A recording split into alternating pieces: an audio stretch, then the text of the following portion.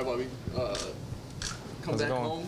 Is this kind of like a Disney story for you? Your first game as GM going to be back here in Hawaii? I don't know about Disney story, but, you know, proud to obviously be from Hawaii, and a great opportunity to bring the Raptors to Hawaii and give the people here something that, you know, growing up, I remember the Lakers coming to training camp, and that's always really memorable, I think, for the basketball community and just in general to have a professional sports team come. How many friends and family do you have bugging you for tickets and all that stuff this week? I told everyone to buy tickets themselves. Now I'm sure I'll have a bunch here, and the players and staff are good about giving me theirs. So I think we'll have a full house. So it'll be fun. What are the nerves like? Are you excited for this weekend? I'm not nervous. I'm not playing. These guys are playing.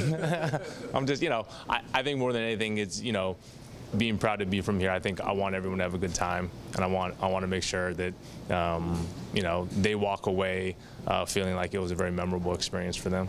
How did the experience come about? How did we get here? So people think, you know, just because I became the GM, I brought people here, but this deal had actually been in the work for probably a little bit over a year. One of a colleagues at the Clippers said they were coming out here for training camp, and they were looking for kind of maybe a different opponent than had typically come in the past. Well, it wasn't a hard sell to go to Masai and coach and say, hey, do you guys want to do training camp out here? Coach comes out here a lot, so it was a pretty easy one. It is the 6-hour time difference, though. It's a little bit of an adjustment for players and staff, right? It definitely is. I think it helped, you know, for the people that don't know, we did training camp on the West Coast, so it was a little bit of a 3-hour stopover. I mean, a 3-hour change there, and then a 3-hour change to here.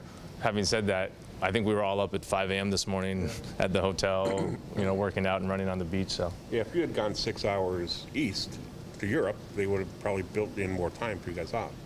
Definitely. I think when we went to London a couple years ago, we had a whole week off. So, but you know, when we go back west, or when we go back east, we'll stop on the West Coast too, so it won't be bad. Bobby, how much do you worry about? I mean, there's all this talk recently about rest and stuff, and here we are in the preseason, teams going like 6 hours away. Does that factor into it, or how much does it factor into it, or you just say, hey, it's part of what we do? I think early, I think, you know, the guys have time off. We're not, you know, the schedule's not too packed. We're not doing back-to-backs or anything. So, you know, we talk to our medical staff, and we have some people that, you know, look at their sleep and their rest, and there weren't any concerns for this trip. The other day you were talking about the group of basketball people in your town that used to go to the beach and then to the gym. How many people would that have been? 10, 12, 20? We'll see how many people come to the game. I think a little more than that. But no, you know, in your own personal group, you talked about your pals. Yeah, there's probably like a good 10 to 15 of us that grew up playing, and you know, most of the kids were at the beach. We went to the beach too, but a lot of the time we were just in the gym playing. And so, like I said, a lot of them will be at the games tomorrow and Tuesday. But yeah, I think I was lucky enough to grow up with that group that, you know, we just love playing basketball. Did your other friends sort of look at you oddly because you guys like basketball? No, definitely not. No, I think it was. Yeah, we weren't the outcasts or anything.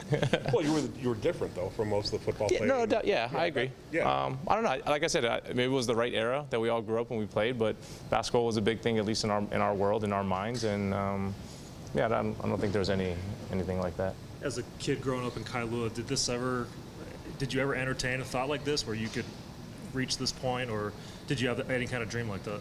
Definitely not growing up here. I think once you know, move to the mainland and you kind of see the bigger world, especially in sports, I think then you start to, it crystallizes a little bit about what you can do. But no, yeah, definitely the biggest thing growing up in Kailua was, were you going to go over the Pully, and you know, were you going? When was the last time you went into town or something like that?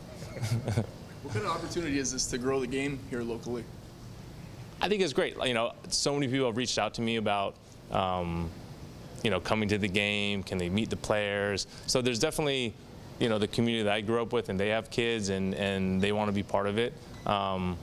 So, you know, we'll see how many people show up. If the house is full, then that's, you know, 10,000 more fans. So.